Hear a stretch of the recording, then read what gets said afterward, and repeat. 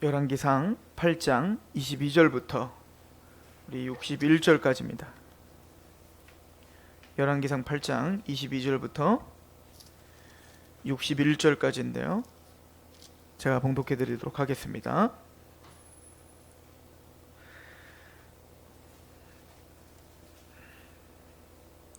솔로몬이 여호와의 제단 앞에서 이스라엘의 온 회중과 마주 서서 하늘을 향하여 손을 펴고 이르되 이스라엘의 하나님 여호와여, 위로 하늘과 아래로 땅에 주와 같은 이 신이 없나이다. 주께서는 온 마음으로 주의 앞에서 행하는 종들에게 언약을 지키시고 은혜를 베푸시나이다. 주께서 주의 종 내 아버지 다윗에게 하신 말씀을 지키사 주의 입으로 말씀하신 것을 손으로 이루심이 오늘과 같으니이다. 이스라엘의 하나님 여호와여, 주께서 주의 종 내 아버지 다윗에게 말씀하시기를 내 자손이 자기 길을 삼가서 내가 내 앞에서 행한 것 같이 내 앞에서 행하기만 하면 내게서 나서 이스라엘의 왕이 앉을 사람이 내 앞에서 끊어지지 아니하리라 하셨사오니 이제 다윗을 위하여 그 하신 말씀을 지키시옵소서. 그런즉 이스라엘의 하나님이여, 원하건대 주의 종 내 아버지 다윗에게 하신 말씀이 확실하게 하옵소서. 하나님이 참으로 땅에 거하시리이까 하늘과 하늘들의 하늘이라도 주를 용납하지 못하겠거든. 하물며 내가 건축한 이 성전이오리까. 그러나 내 하나님 여호와여, 주의 종의 기도와 간구를 돌아보시며 이 종이 오늘 주 앞에서 부르짖음과 비는 기도를 들으시옵소서. 주께서 전에 말씀하시기를 내 이름이 거기에 있으리라 하신 곳이 이 성전을 향하여 주의 눈이 주야로 보시오며 주의 종이 이곳을 향하여 비는 기도를 들으시옵소서. 주의 종과 주의 백성 이스라엘이 이곳을 향하여 기도할 때에 주는 그 간구함을 들으시되 주께서 계신 곳 하늘에서 들으시고 들으시사 사하여 주옵소서. 만일 어떤 사람이 그 이웃에게 범죄함으로 맹세시킴을 받고 그가 와서 이 성전에 있는 주의 제단 앞에서 맹세하거든 주는 하늘에서 들으시고 행하시되 주의 종들을 심판하사 악한 자의 죄를 정하여 그 행위대로 그 머리에 돌리시고 의로운 자를 의롭다 하사 그의 의로운 바대로 갚으시옵소서. 만일 주의 백성 이스라엘이 주께 범죄하여 적국 앞에 패하게 되므로 주께로 돌아와서 주의 이름을 인정하고 이 성전에서 주께 기도하며 간구하거든 주는 하늘에서 들으시고 주의 백성 이스라엘의 죄를 사하시고 그들의 조상들에게 주신 땅으로 돌아오게 하옵소서. 만일 그들이 주께 범죄함으로 말미암아 하늘이 닫히고 비가 없어서 주께 벌을 받을 때 이곳을 향하여 기도하며 주의 이름을 찬양하고 그들의 죄에서 떠나거든 주는 하늘에서 들으사 주의 종들과 주의 백성 이스라엘의 죄를 사하시고 그들이 마땅히 행할 선한 길을 가르쳐 주시오며 그들의 주의 백성에게 기업으로 주신 주의 땅에 비를 내리시옵소서. 만일 이 땅에 기근이나 전염병이 있거나 곡식이 시들거나 깐부기가 나거나 메뚜기나 황충이 나거나 적국이 와서 성읍을 에워싸거나 무슨 재앙이나 무슨 질병이 있든지 막론하고 한 사람이나 혹 주의 온 백성 이스라엘이 다 각각 자기의 마음의 재앙을 깨닫고 이 성전을 향하여 손을 펴고 무슨 기도나 무슨 간구를 하거든 주는 계신 곳 하늘에서 들으시고 사하시며 각 사람의 마음을 아시오니 그들의 모든 행위대로 행하사 갚으시옵소서. 주만 홀로 사람의 마음을 다 아심이니이다. 그리하시면 그들이 주께서 우리 조상에게 주신 땅에서 사는 동안에 항상 주를 경외하리이다. 또 주의 백성이 이스라엘에 속하지 아니한 자 곧 주의 이름을 위하여 먼 지방에서 온 이방인이라도 그들이 주의 크신 이름과 주의 능한 손과 주의 펴신 팔의 소문을 듣고 와서 이 성전을 향하여 기도하거든 주는 계신 곳 하늘에서 들으시고 이방인이 주께 부르짖는 대로 이루사 땅의 만민이 주의 이름을 알고 주의 백성 이스라엘처럼 경외하게 하시오며 또 내가 건축한 이 성전을 주의 이름으로 일컫는 줄을 알게 하옵소서. 주의 백성이 그들의 적국과 더불어 싸우고자 하여 주께서 보내신 길로 나아갈 때 그들이 주께서 택하신 성읍과 내가 주의 이름을 위하여 건축한 성전이 있는 쪽을 향하여 여호와께 기도하거든 주는 하늘에서 그들의 기도와 간구를 들으시고 그들의 일을 돌아보옵소서.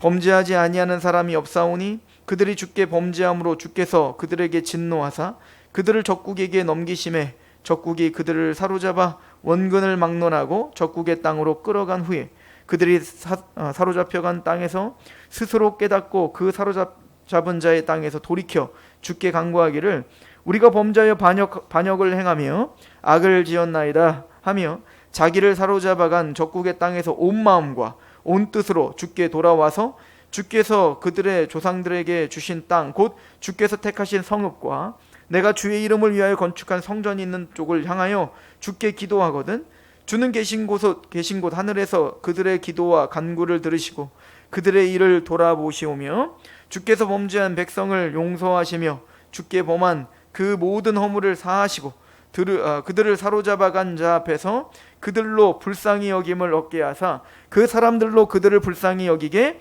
하옵소서.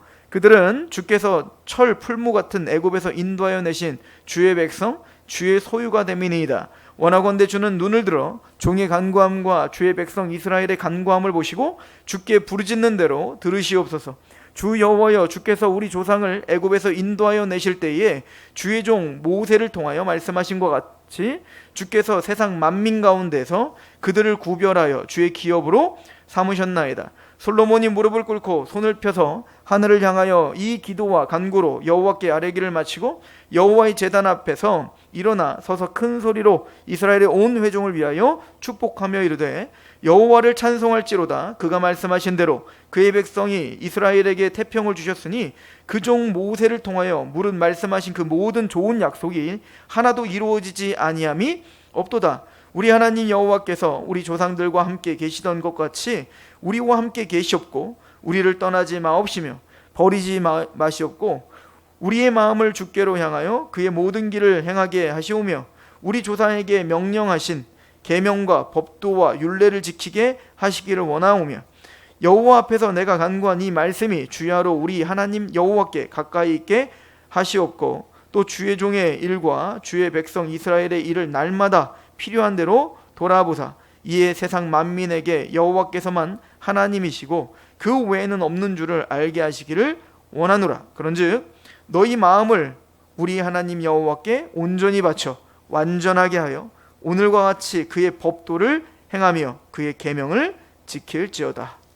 아멘. 솔로몬이 성전을 짓고 이제 왕궁을 건설하고 그리고 법궤를 이제 성전 안으로 들어오면서 이제 그 성전 봉헌식이 지금 치러지는 거예요. 그럼 솔로몬은 이 모든 하나님의 영광이 가득하게 된 이 성전 앞에서 이제 성전과 그 보좌와 제단과 이제는 그 백성들 그 사이에 서서 이제는 이 기도를 하나님께 올려드리고 있는 겁니다. 솔로몬의 이 성전을 짓고 드려지는 이 기도문은 한 세 단락 정도로 나눠서 우리가 생각해 볼 수가 있어요. 첫 번째는 우리 22절부터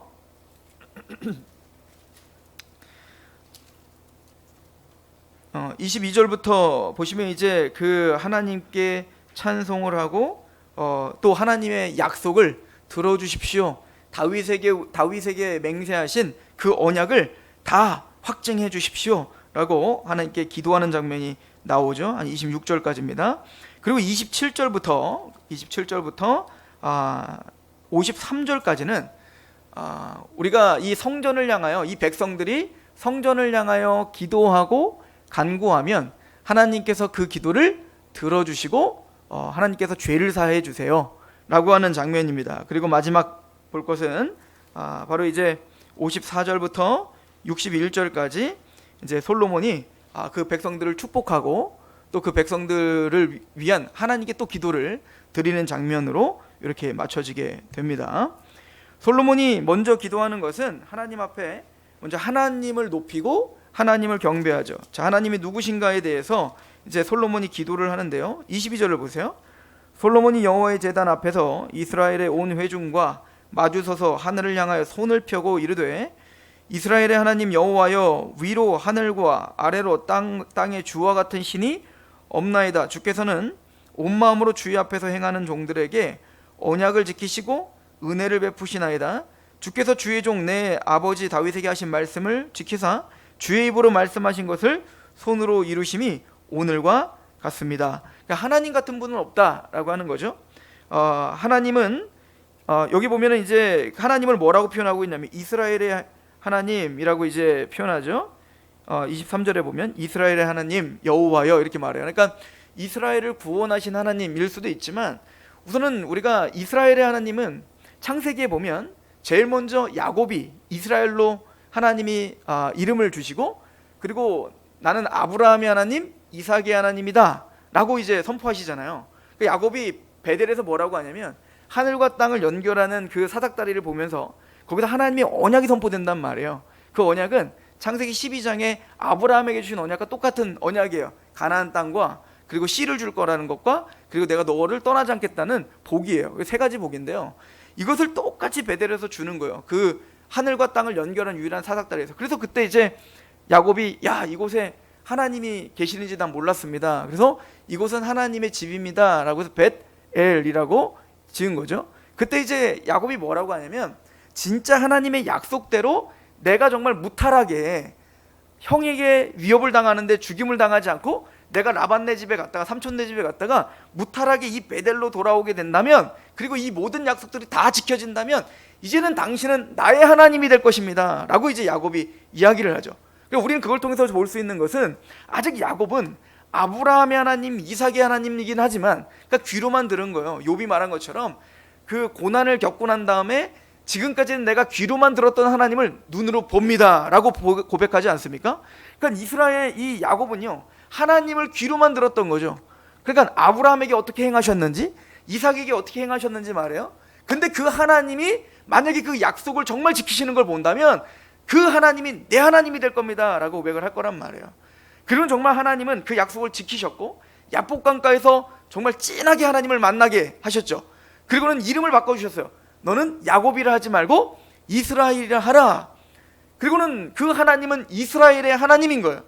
그래서 나중에 보면 이제 그 야곱이 12 아들들에게 그 말년에 축복하는 장면을 보면 끊임없이 나의 하나님, 야곱의 하나님, 이스라엘 하나님, 너의 아버지 하나님, 네 아비 하나님, 끊임없이 나의 하나님을 강조하고 있죠. 무슨 얘기죠? 귀로만 들었던 아브라함과 이삭에게 역사하신 그 하나님이 나의 하나님이라는 걸 정말 믿고 고백하는 겁니다. 야곱의 그 전 인생을 하나님은 인도하셨고 그 야곱을 선택하셨고 마침내는 장자 축복을 주시고야 말고 또 이스라엘 칭함을 주시며 마침내는 애굽에 가서 그 파라오 앞에서 형 앞에서 벌벌 떨었던 그 야곱인데 모든 패권을 장악했던 파라오 앞에서 당당히 그를 축복하는 자리까지 가는 그런 야곱을 이스라엘답게 만드시는 그 하나님, 그게 바로 이스라엘의 하나님이죠. 그리고는 하나님은 모세를 통하여 이스라엘을 애굽의 땅에서 건져내실 때 하나님을 소개할 때 뭐라고 소개하죠? 나는 여호와라, 아브라함의 하나님, 이삭의 하나님, 야곱의 하나님, 그리고 살아있는 자의 하나님이다, 이렇게 표현한단 말이에요. 이 얘기는 뭐죠? 아브라함에게 역사하셨던 그 하나님이 이삭에게도 역사하셨고 그 이삭에게 약속하시고 그 약속을 성취하신 하나님이 그 이스라엘, 즉 야곱도 하나님이 인도하셨고 모든 약속을 성취하시는 분이야. 그리고 오늘 그 모세야, 너를 통하여 그 이스라엘과 내가 함께하는 하나님이다. 아브라함과 이삭과 야곱에게 함께 하셨던 그 하나님의 언약의 성취가 오늘 너희와 함께한다, 이게 모세에게 주신 메시지였다는 거예요. 그래서 이제 이 솔로몬은 이 이스라엘, 하나님이 출애굽을 하여 우리가 말을 했죠. 지금 솔로몬은요 끊임없이 지금 성전이 건설되고 거기에 하나님의 왕국이 세워진 것이 뭐의 완성이라고 생각을 했다고 했어요? 출애굽의 완성이라고 했잖아요. 하나님이 애굽에서 이스라엘을 건져내신 목적은 뭐냐면 단순히 애굽에서 건져내는 게 목적이 아니라 가나안까지 가는 게 목적이란 말이에요. 그럼 가나안을 정복하는 게 문제가 아니라 가나안 땅에 하나님의 온전한 통치가 이루어지는 나라를 세우는 게 목적이란 말이죠. 그래서 하나님을 경외하는 다윗 왕을 세우시고 통일시켜 하나님을 경외하는 나라를 세울 거란 말이에요. 그리고는 그 종지부가 뭐예요? 그 정점이 뭐예요? 바로 다윗이 모든 안팎의 모든 대적들을 정복하고 그리고는 평화를 주고 거기 위에 솔로몬이 뭘 세우는 겁니까? 바로 성전을 세워 하나님의 법궤가 들어가므로 하나님의 왕궁이 완성되고 있는 모습을 보여주고 있다라고 하는 거죠. 자, 이것은 우리가 반복해서 설명했지만 예수 그리스도께서 십자가로 우리 안에 사단의 권세를 정복하시고 우리 안에 뭘 세우시는 거예요? 하나님의 왕궁을 세우시는, 성전을 세우시는. 그래서 고린도전서 3장 15절 우리 보고 뭐래요? 너희가 하나님의 성전인 것과 너희 안에 성령이 거하신 거 알지 못하느냐? 하나님의 성전이 거룩하니 너희도 거룩하다. 그러니까 예수 그리스도가 바로 다윗이고 예수님이 바로 솔로몬이신 거예요. 그죠? 솔로몬과 다윗은 그러니까 그 예수님의 정복과 하나님의 나라, 하나님의 성전, 하나님의 통치를 우리 안에 하나님 나라를 회복하는 그 진짜 메시아 왕의 모형이었던 거죠. 우리가 그렇게 다윗과 솔로몬의 이야기를 들었던 겁니다. 그런 것처럼 솔로몬의 기도는 바로 그런 겁니다. 이런 하나님이 어딨냐 이거죠. 세상에 어떤 신이 이렇게 대우하시는가. 그렇잖아요. 그 당시 이방인의 모든 신들은요, 그 신들에게 잘 보여야 되는 거예요. 그래서 그 신들을 위한 제물, 신들을 위해서 자기 몸을 희생하고 그렇게 함으로 그 신을 기쁘게 해야 내가 뭔가를 얻어낼 수 있는 거거든요. 그런데 이거는 기독교가 말하고 있는 지금 아브라함의 하나님, 이삭의 하나님, 야곱의 하나님, 이스라엘의 하나님은 완전 달라요. 아브라함이 자격이 되지 않는다니까요. 뭐 하나 하나님 앞에 먼저 드리는 게 없다니까요. 자격이 되지 않는 그 아브라함을 찾아가시는 하나님이세요. 그 오합지조 같은 야곱을 하나님이 찾아가시, 그의 인생 전체를 하나님의 은혜로 형 속여 아버지를 속여 그래서 그런 고난을 겪게 하지만 그 가운데서도 지키시고 보호하시고 마침내는 그 이스라엘답게 만드시는 그 하나님, 이런 하나님이 어딨냐 이거예요. 모세를 보십시오. 모세를 통해서 이스라엘을 건져내는 걸 보시라고요. 이스라엘 백성들이 400년 동안 애굽에서 살면서 정말로 고난을 당하면서도 하나님을 찬양하고 하나님의 말씀 앞에 어쩌든 몸부림치며 살려고 했나요? 그런 게 어디 있어요. 그냥 그 애굽의 문화대로, 애굽의 파라오가 시키는 대로 그냥 그렇게 순응하며 살았지 않습니까? 태양신을 숭배하며 말입니다. 그런 이스라엘을 하나님이 아브라함과 이삭과 야곱에게 약속한 약속을 기억하셔서 모세를 살려주셔서 그 모세를 통하여 이스라엘을 끄집어내시는 그 은혜를 시작하신 게 하나님이시며, 홍해를 가르신 게 하나님이시며, 이스라엘이 뭐 요청한 것도 없어요. 가기 싫다는 애들 억지로 끌어당겼단 말이에요, 하나님이.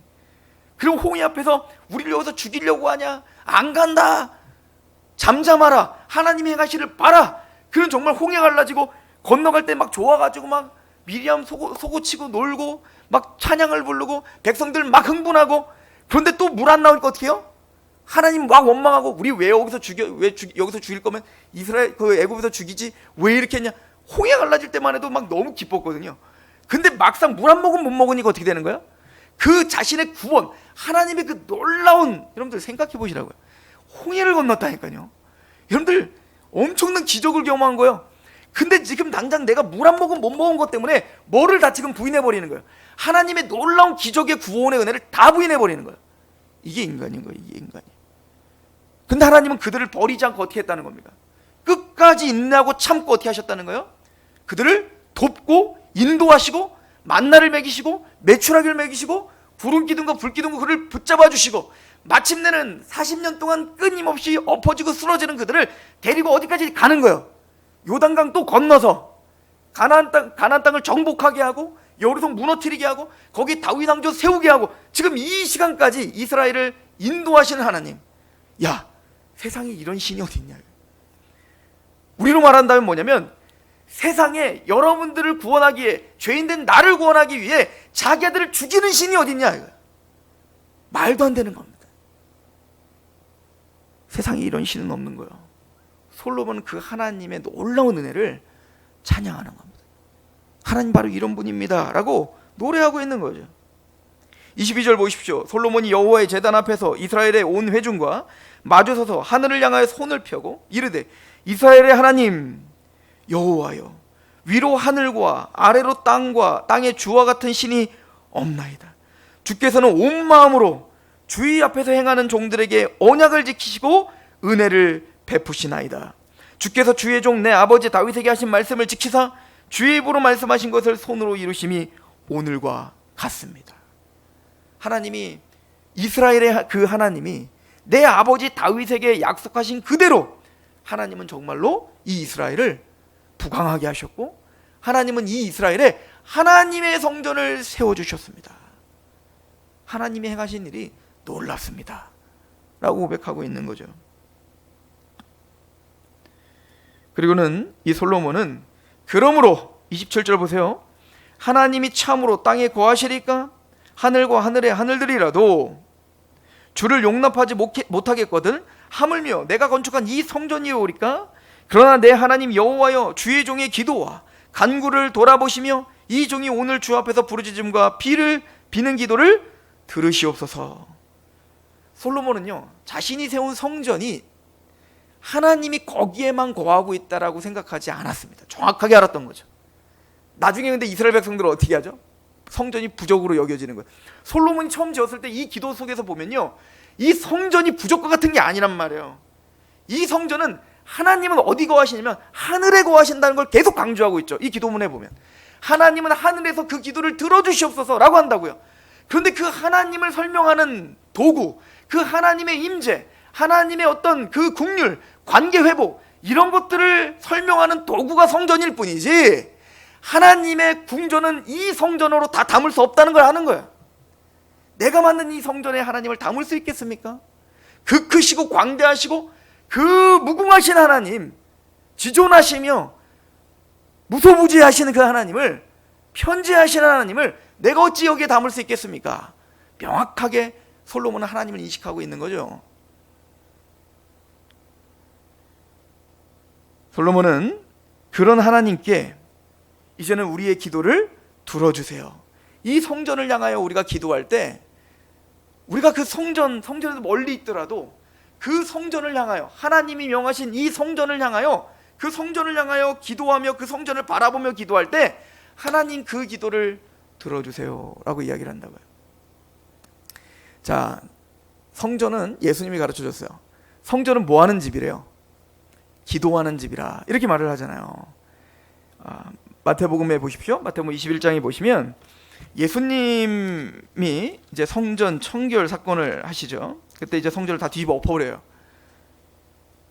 자, 그랬더니 이제 난리가 났죠. 성전을 막 뒤집어 엎어버렸으니까. 물론 이제 성전 안에 들어가서 뒤집어 엎으신 건 아닙니다. 21장 12절입니다. 예수께서 성전에 들어가사 성전 안에서 매매하는 모든 사람들, 이 성전 안이라는 것은요, 이스라엘의 이제 예루살렘 성전을 한번 방문해 보시면 로빈스 아치라는 게 있어요. 그리고 그 밑에 원래 그 성전, 이제 성전에 진짜 올라가기 전에 거기가 원래 시장이 열렸던 곳입니다. 이 시장이 열렸던 곳이에요. 거기에는 비둘기나 양이나 이런 것들을 파는 곳이거든요. 아마 그곳에서 예수님 뒤집어 엎으신 거예요. 그러니까 성전에 올라가기 전에 제물을 먼저 사고, 그리고 정결탕이 있거든요. 세례받는 것처럼, 치료받는 것처럼 정결탕에 들어가서 정결의식하고 그리고 성전에 올라가는 거거든요. 그러니까 거기에서 지금 성전에 올라가기 전에 그 아마 제물들을 준비하고 있는 그곳에서 예수님이 그 시장을 다 뒤집어 엎어버린 겁니다.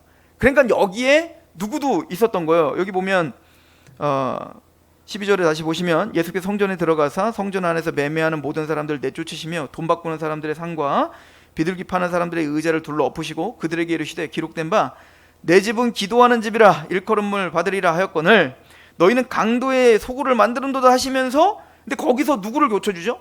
맹인과 저는 자들이 성전에서 예수께 나오매 고쳐주시니라. 원래 사실은 이런 장애인들은 성전 안으로는 못 들어가는 거거든요. 그러니까 이건 아마 그 시장 거기서 뒤집어 엎고 그들을 고쳐주는 걸로 우린 봐야 되고요. 그리고는 15절에 보니까 대제사장들과 서기관들이 예수께서 하시는 이상한 일과 또 성전에서 소리질러 호산나 다윗의 자손이여 하는 어린이들을 보고 노하여 예수께 말하되 그들이 하는 말을 듣느냐? 예수께서 이르시되 그렇다, 어린아이가 젖먹이들의 입에서 나오는 찬미를 온전하게 하셨나이다 함을 너희가 읽어본 일이 없느냐 하시고 라고 이야기를 합니다. 자, 여기 보시면 지금 그 성전을 뒤집어 엎고 뭐라고 하냐면 내 집은 기도하는 집인데 강도의 소굴로 만들었네, 이렇게 표현하죠. 그리고는 다른 부류도 사람들이 나오는데 첫 번째 사람들은 어떤 사람들이냐면 맹인과 저는 자들이 성전에 나와서 예수님께 고침당하고요. 그리고 누구들이 나오냐면 어린아이들이 나와서 막 예수님을 찬양하는 장면이 나와요. 자, 이게 어떻게 연결된 거냐면 우선은 지금 이 성전 제사를 어떻게, 지금 이제 솔로몬 성전이 물론 아닙니다. 솔로몬 성전은 이제 바벨론에 의해 부서졌지만 이제는 바벨론 포로 70년 동안 잡혀 있다가 페르시아에 의하여, 고레스에 의하여 다시 이제 수룹바벨 성전이 세워지고 이게 제2 성전 시기예요. 이게 로마에서 무너지기까지 이게 수룹바벨 성전이에요. 근데 헤롯이 그걸 증축했기 때문에 헤롯 성전이라고 해요. 자, 그런데 어쨌든 성전에 지금 정확한 용도를 말하고 있죠. 정확한 용도는 뭐예요? 기도하는 집인 거예요. 기도하는 집. 자, 그러면 이 기도하는 집이라는 말은 뭐냐면, 솔로몬의 기도를 우리가 다 들어보시면 아시겠지만 솔로몬이 계속 기도하는 게 뭐냐면 죄를 사하는 기도를 이야기하고 있습니다. 그죠? 그러니까 소원을 구하는 기도가 아니라 죄 사함의 기도를 하는 게 바로 성전인 거예요. 다시 열왕기상을 잠깐 가보세요. 열왕기상 다시 한번 가보시면 33절부터 그 기도에 대한 얘기가 좀 나오는데 자, 30절부터 주의 종과 주의 백성 이스라엘이, 지금 열왕기상 8장 보고 있어요. 주의 종과 주의 백성 이스라엘 이곳을 향하여 기도할 때 주는 그 간구를 들으시며 들으시되 주께서 계신 곳 하늘에서 들으시고 들으사 사하여 주세요. 죄를 사해 달라는 기도죠.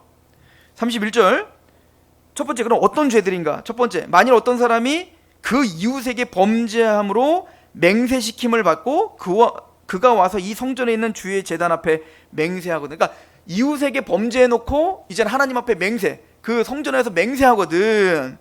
주는 하늘에서 들으시고 행하시되 어떻게 하는 거예요? 그의 머리에 돌리시고 의로운 자를 의롭다 하사 그의 의로운 바대로 갚으세요.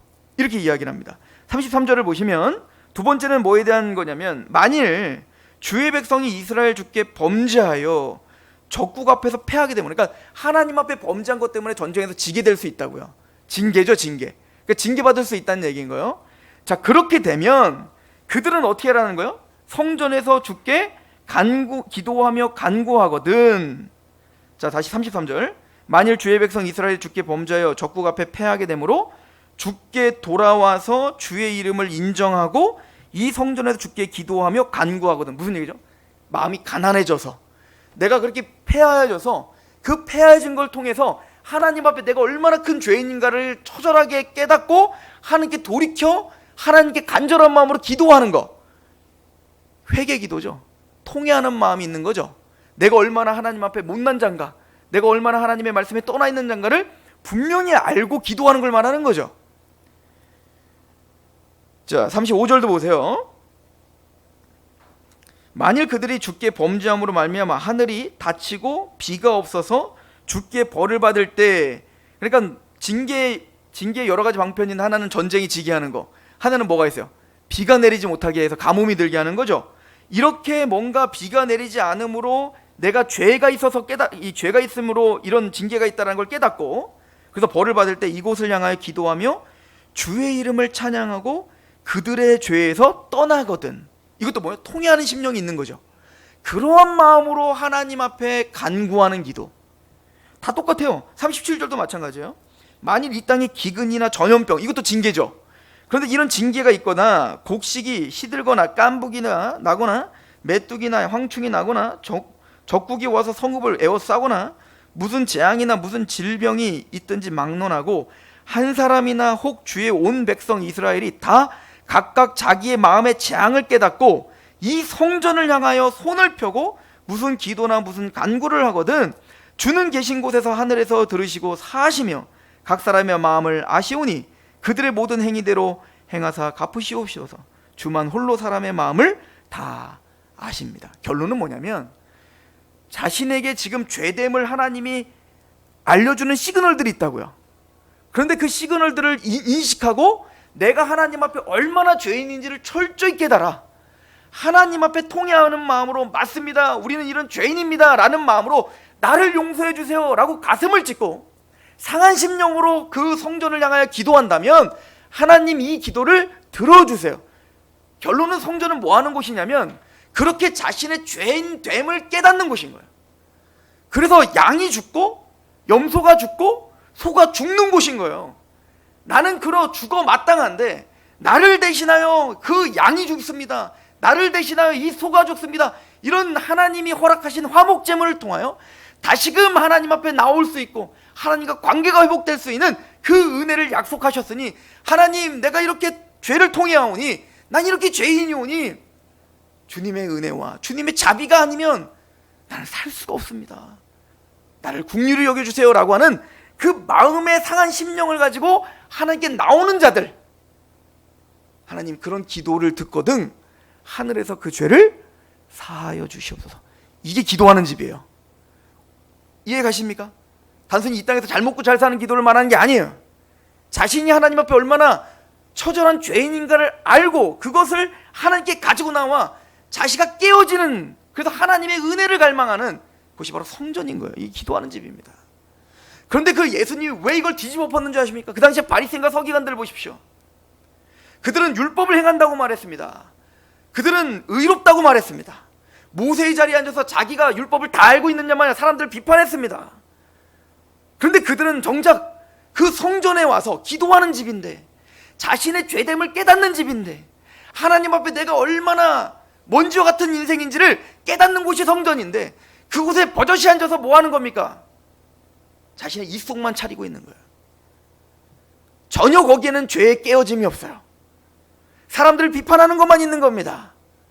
하나님 앞에 내가 얼마나 죄인인지, 그래서 우리가 왜 화목제물이신 메시아이신 예수를 기다려야 되는지를 전혀 알지 못하는 인간들입니다. 그리고는 나는 의롭다 하고 있는 사람들이었다고요. 근데 반대로 지금 꼭 열왕기상에서 이야기하고 있는 것처럼 깐부기가 나고 기근이 있고 질병이 있고 또 전쟁에서 완전히 초토화되어서 정말 모든 걸 다 잃어버려 이제는 주님 하나님밖에는 내가 의지할 데가 없습니다 라고 하는 심령으로 내 죄를 깨닫고 하나님께 돌아오는 사람들처럼 예수님에게 오는 사람들은 다 이런 사람들이었던 거예요. 보지 못하고 듣지 못하고 내가 걷지 못하고 나는 나병에 걸렸고 나는 중풍병에 걸렸고 그래서 주님이 아니면 나는 살 수 없다라고, 나는 죄인입니다.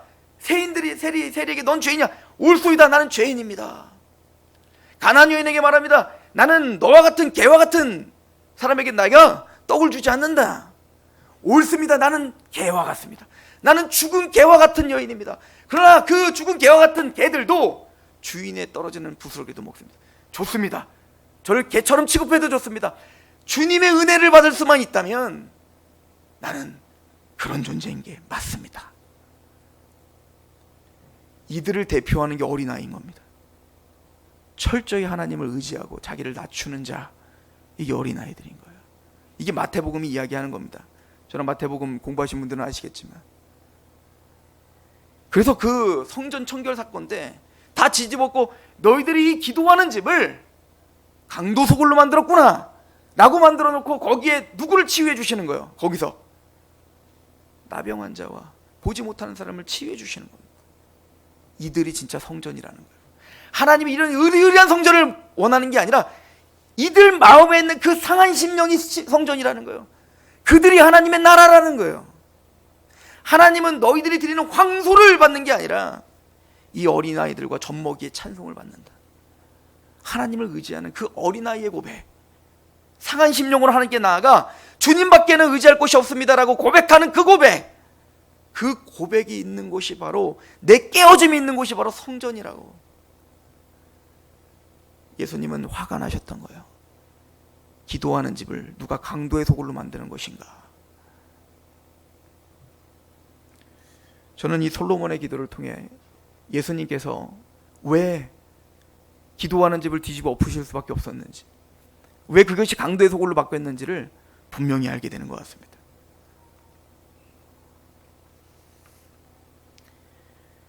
에스겔서 9장 4절에 보면, 그래서 여기 보면 참 재밌습니다. 지금 솔로몬의 기도가 다 예언이에요, 예언.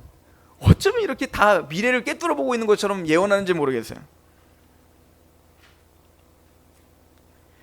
여기 보시면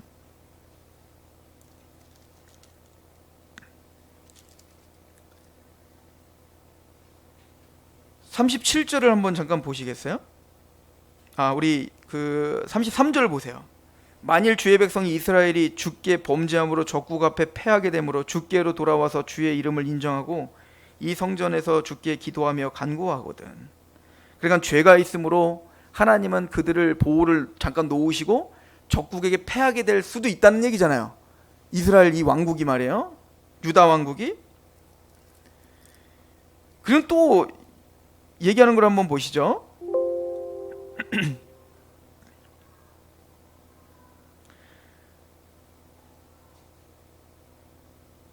자, 우리 46절을 보십시오. 범죄하지 아니하는 사람이 없사오니, 이거 중요한 얘기입니다. 솔로몬이 뭐라고 말하냐면 범죄하지 아니하는 사람이 없다 이거예요. 그렇죠. 그러니까 성전은 누구나 필요한 거예요. 그죠? 그들이 주께 범죄함으로 주께서 그들에게 진노하사 그들을 적국에게 넘기심에 적국이 그들을 사로잡아 원근으로 막론하고 적국의 땅으로 끌어간 후에 그들이 사로잡혀간 땅에서 스스로 깨닫고 그 사로잡은 자의 땅에서 돌이켜 주께 간구하기를 우리가 범죄하여 반역을 행하여 악을 지었나이다 하며 자기를 사로잡아 간 적국의 땅에서 온 마음과 온 뜻으로 주께 돌아와서 주께서 그들의 조상에게 주신 땅 곧 주께 택하신 성읍과 내가 주의 이름을 위하여 건축한 성전이 있는 쪽을 향하여 주께 기도하거든. 이거 뭐랑 딱 맞아떨어져요. 나중에 바벨론에 끌려가가지고요, 바벨론으로 딱 끌려갈 때 두 부류로 딱 나눠진단 말입니다. 아직 예루살렘 성전이 무너지지 않았을 때 1차 포로가 딱 끌려갔을 때 에스겔이 제일 먼저 끌려갔거든요. 근데 그 유다 땅에 거하고 있는 사람들은 지금 이 성전이 아직 무너지지 않았으니까 우리는 의롭다. 왜? 성전이 있으니까. 지금 저렇게 끌려가는 저 포로로 끌려가는 저놈들이 나쁜 놈이네. 그리고 비판하기 앞서 자기들이 죄인인 건 깨닫지 못하고. 왜? 성전이 있으니까. 그러니까 그거를 비판하는 게 뭐라고? 에스겔서예요. 에스겔서. 그 에스겔서는 뭐죠? 하나님의 영광이 성전에서 떠났다는 겁니다. 웃기고 있네. 니들이 진짜 성전이 있다고 너희들이 의인이라고? 아니, 지금 저 끌려가는 저 포로들로 끌려가는 쟤네들, 그발강가에서 나중에 그 포로들이 살거든요. 그 그발강가에 하나님이 성소를 지으시겠다라고 말한단 말이에요. 임시적 성소를. 왜일까요? 그발강가로 끌려가는 그 사람들은요, 눈물을 흘리며 끌려갔거든요. 통회하며 끌려갔거든요. 이 나라가 왜 이 모양이 됐는가? 솔로몬의 기도처럼, 신명기의 예언처럼 우리가 하나님의 말씀에서 떠나 바로 우리는 이렇게 포로로 끌려갈 수밖에 없구나라고 눈물을 흘리며 통회하며 그 성전을 바라보고 금식하며 기도했다고요. 그게 성소예요. 그래서 에스겔이 9장의 환상을 보는데 어떤 환상을 보냐면 베옷을 입은 그 먹구슬을 찬 어떤 사람이 있어요. 그리고는 가서 붓으로다 인을 치라고 막 한단 말입니다. 근데 그 인을 치는 자는 하나님이 살리시는 거고 나머지는 다 죽이는 거거든요. 근데 그 인은 누구에게 치라고 명령하냐면 모든 가증한 일로 말미암아 탄식하며 우는 자의 이마에 표를 그리라. 그들이 진짜 성소인 겁니다. 그 죄로 말미암아 떨고 우는 자들, 하나님 앞에 내가 얼마나 자격 없는 자인지를 알고 그 성전을 바라보며 우는 자들, 이 사람들이 하나님의 백성인 거죠. 시편 51편은 다윗이 이렇게 고백을 하죠. 시편 51편 16절, 주께서는 제사를 기뻐하지 아니하시나니 그렇지 아니하면 내가 드렸을 것이라. 주는 번제를 기뻐하지 아니하시나이다. 하나님께서 구하시는 제사는 상한 심령이라. 하나님이요 상하고 통회하는 마음을 주께서 멸시하지 아니하시리이다. 주의 은택으로 시온의 선을 행하시고 예루살렘 성을 쌓으소서. 그때 주께서 의로운 제사와 번제와 온전한 번제를 기뻐하시리니 그때 그들이 수소를 주의 제단에 드리리이다. 이게 언제 쓰여진 시입니까? 다윗이 밧세바와 간음을 저지르고 우리아를 청부살인으로 죽여버리고 파렴치한 범죄를 저지르고 그게 죄인지도 모를 정도로 죄를 범한 그 다윗에게 하나님이 나단을 통해서 책망하신단 말이에요. 그때 책망을 듣고 다윗이 자신의 얼마나 죄인인가를 깨닫게 되는 겁니다. 골리앗을 믿음으로 물리쳤습니다. 사울이 죽이려고 왔지만 기름 부은 자를 내가 손을 내지 않겠다는 하나님을 경외하는 마음으로 꿋꿋하게 이겼던 다윗이었습니다. 그 아둘람군에서 그 수많은 원통한 자들과 빚진 자들을 데리고 정말 하나님의 나라를 위하여 건국에 성공한 다윗이었습니다. 믿음의 화신이었죠. 그럼 그는 하나님 앞에 모든 걸 하겠습니다 라고 서원했던 사람이에요. 근데 그 정점에서 믿음의 정점에서 말이에요, 파렴치한 범죄를 저지른 겁니다. 그리고는 자신의 죄를 깨달은 거예요. 나는 좀 괜찮은 사람인 줄 알았던 겁니다, 다윗이. 그런데 이 죄를 짓고 보니 나는 죄악 중에 출생하였음이며 항상 죄 중에 있습니다. 알고 보니 난 죄악 덩어리입니다. 바울이 구원을 받고 한참 복음을 전한 후에 마지막에 나는 죄인 중에 괴수입니다 라고 고백한 것처럼 다윗도 그런 죄를 고백할 수밖에 없는 거예요. 그때 깨닫는 거예요. 하나님이 진짜 원하시는 건 몇천 마리의 수수와 몇천 마리의 양과 이런 번제물을 하나님 기뻐하시는 게 아니라 하나님 기뻐하시는 건 상한 심령이구나. 난 이런 부족한 인간이며 나는 죄된 인간이며 하나님의 십자가의 은혜가 없다면, 하나님의 그 한량없는 은혜가 없다면 나는 살 길이 없습니다. 통회하는 심령과 상한 심령을 받으신다. 예수님도 그래서 그러는 거예요. 진짜 복이란 심령이 가난한 거란다. 진짜 복이란 애통하는 자란다 라고 이야기를 하는 것이죠.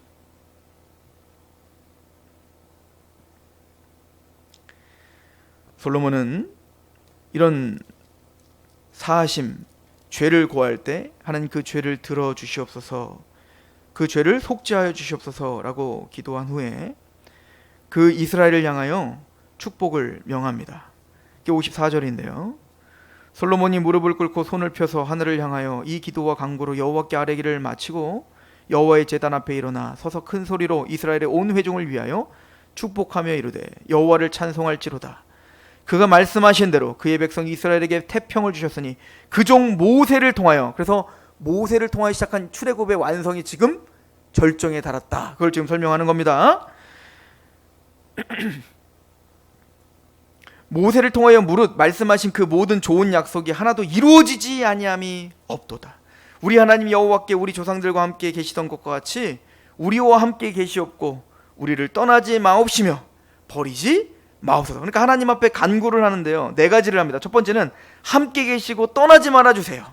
그리고 두 번째는 58절에 우리의 마음을 주께로 향하여 그의 모든 길로 행하게 하시오며, 그러니까 지금 통회하는 심령을 주세요.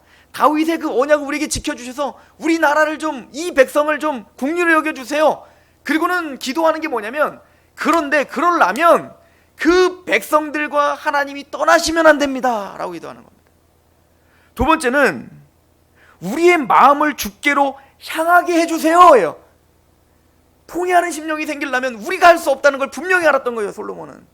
그래서 하나님이 우리들의 마음을 하나님께 향할 수 있도록 도와주십시오 라고 간구하고 있는 거죠. 그의 모든 길로 행하게 하시오며 우리 조상에게 명령하신 계명과 법도와 율례를 지켜라 라고 선포하는 게 아니라 하나님께 간구한다고, 이들이 지킬 수 있도록 하여 주십시오. 우리 힘으로 할 수 없다는 걸 아는 겁니다, 솔로몬은. 그들의 마음이 주께로 향하게 해주시고 그들의 마음이 깨어지게 하시고, 그래서 하나님을 사랑하는 마음을 주셔서 하나님의 율례를 사랑하는 마음으로 기쁨으로 지킬 수 있도록 하나님 그들을 도와주세요 라고 기도하는 겁니다. 59절은 또 말합니다. 여호와 앞에서 내가 간구한 이 말씀이 주야로 우리 하나님 여호와께 가까이 있게 하옵시고 또 주의 종의 일과 주의 백성 이스라엘의 일을 날마다 필요한 대로 돌아봐 주세요. 하나님의 감찰하심과 이 기도를 항상 주야로 하나님 곁에 두어주세요. 이 기도를 잊지 말아주세요. 그래서 날마다 저와 이 백성을 항상 함께 동행하셔서 하나님이 눈동자처럼 우리를 지켜주셔야 됩니다. 60절, 제가 여러분 왜 이렇게 하셔야 됩니까? 그죠? 이에 세상 만민에게 여호와께서만 하나님이시고 그 외에는 없는 줄을 알게 하시기를 원하기 때문입니다. 하나님의 영광을 위해서입니다. 우리 지난주에 한승재 목사님이 주기도문을 모세의 기도와 연결하여, 저는 솔로몬의 기도와 연결하여, 이게 주기도문이구나. 그죠? 하늘에 계신 우리 아버지의 이름이 거룩히 여김을 받기를 원합니다. 그러기 위해 하나님의 나라가 임하기를 원해요. 하나님의 통치가 있기를 원합니다. 하나님의 통치가 있는다는 것은 내 뜻이 아니라 하나님의 뜻이 우리 안에 이루어지기를 원합니다. 하늘에서 뜻이 이루어진 것처럼 이미 땅에서도 이루어지리이다. 그렇게 될 것입니다. 하나님은 하나님이시기 때문에. 그러기에 우리가 하나님 앞에 일용할 양식을 구하게 하십시오. 모든 필요를 하나님이 주신다는 걸 인식하며 하나님을 의식하며 하나님을 의존하는 삶을 살게 해주십시오.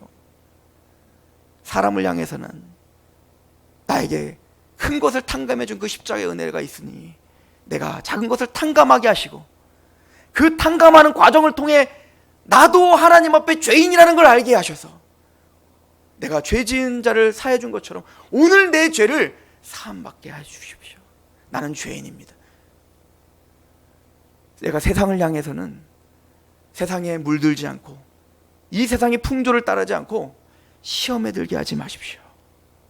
내 힘으로 이 세상을 이길 수가 없습니다. 내 힘으로 이 악에서 나를 건져주시는 하나님의 은혜가 없다면, 그래서 계속 간구하는 거 아닙니까? 함께 계세요. 떠나지 마세요. 율례를 지키게 해주세요. 내 기도가 하나님 앞에 떠나지 않도록 날마다 우리를 좀 도와주세요. 대개 나라와 권세와 영광이 아버지께 있어요. 대개. 이 대개라는 말은 호티라고 하는 헬라어예요. 이거는 왜냐하면이라는 뜻이에요. 어느 사본에는 호티가 있고 어느 사본에는 호티가 없어요. 근데 옛날에는 우리가 있는 사본을 외운 거예요. 그래서 호티 뭐죠? 왜 우리가 이게 왜냐하면 나라와 권세와 영광이 다 아버지께만 있기 때문입니다. 왜 우리가 하나님의 나라를 위해, 왜 하나님의 뜻을 위해, 왜 오늘 우리를 보호하셔서 하나님을 의존하게 하시며, 왜 내가 용서하는 삶을 살아야 되며, 왜 내가 세상과 구별되는 삶을 살아야 되냐면요, 하나님 왜 이걸 나를 도와주셔야 되냐면요, 왜냐하면 나라와 권세와 영광이 아버지께만 있기 때문에. 솔로몬도 똑같은 겁니다. 하나님, 내가 왜 이렇게 기도하시는 줄 아십니까? 모든 세상이 하나님의 하나님 되심을 알아야 되기 때문에 그렇습니다. 여러분들 안에 정말 성전이 있으십니까?